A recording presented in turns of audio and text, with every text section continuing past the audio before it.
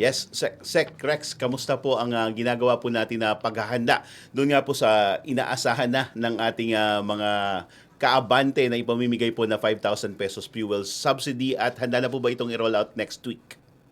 Francisco, ito ang programa na to ay tawag namin ay cash relief assistance.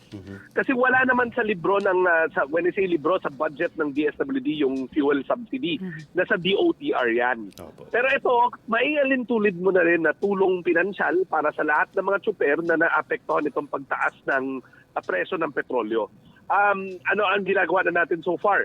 Una, nagpulong tayo ng mga alkalde ng Metro Manila, pati na rin ang kanilang mga social welfare officers. Kasi kinakasana natin na una to i-roll out sa Maynila next Tuesday, 3 araw, para mabigyan ang kulang-kulang 139,000 na tricycle drivers. Pagtapos noon, lalabas na tayo ng Metro Manila at susunod na rin yung mga iba't iba pang sektor na ibibigay naman ng LTFRB ang listahan sa amin. Kasama na dyan, siyempre, mga jeepney drivers, TNVS, taxi, UV.